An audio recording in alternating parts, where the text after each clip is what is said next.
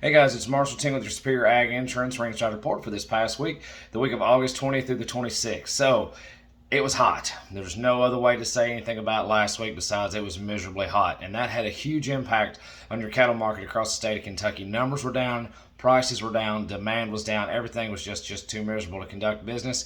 And it's not safe really for your guys to be working in these barns or to be trucking these cattle when this temperature gets this high. So we sold 7,521 head of cattle across the state of Kentucky this past week. That's down drastically from that 19,000 that we have been seeing kind of as our new norm or our new average.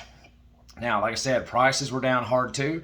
Now, I don't think it's going to be anything to get worried about. I think it's just heat induced. So these four weights, the state called them, or the USDA called them, no comparison just because of lighter runs. But I can tell you, like I said right now, they were down drastically because of the heat. Now, you did have some that traded extremely high still on your top end, but as a whole, they were going to be back quite a bit. And as far as your yearlings are concerned, no real test to talk about at all. I mean, only two barns had any kind of load lots in them, and that's just, you'll see these numbers here in a second that'll compare and contrast to what I'm saying. So, four-weight steer cattle as a whole, I'm going to call them $250 as an average on them.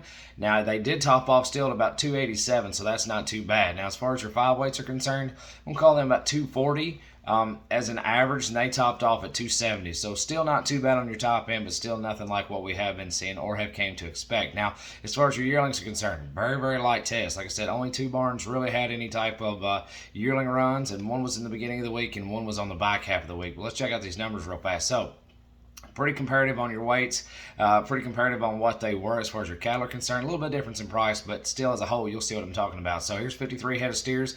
These are mixed steers, 843 pounds on the average, 233.60. And then go on up here, same type deal, 54 head of them, mixed cattle as well, mixed steer cattle as well. 842, so just a pound lighter at 236.50. So like I said, just going to show you it was back just a little bit. Now, how does that compare to your CME feeder cattle index? CME feeder cattle index actually took a jump on Friday, so let's talk about that real fast. So Monday the 21st, CME feeder cattle index was at 244.96. Tuesday the 22nd, 244.75. Wednesday the 23rd, 245.14. Thursday the 24th, 245.59. And then Friday the 25th, 247.83. So that's a good sign our CME feeder cattle index is going up. But as far as a whole, your past week, I'd probably call it just a null and void as far as a market trend. Just too daggone hot to tell anything about these cattle or the market. But I can tell you right now, from where I stood yesterday, barn and the market look pretty good. These guys are hungry for cattle to make up for the lost ground they had last week, and that looks optimistic for us. Now, if you have any questions on this, or you're interested in an LRP policy, a livestock risk protection policy, as always, there's no better time than right now to invest in one of those. Call the guys. Call Ian Thomas at 859-613-2453, or call Adam Shoemaker at 859-338-4116, or check them out on the web at www.superioragins.com. As always, thank you so much. Look forward to talking to you soon.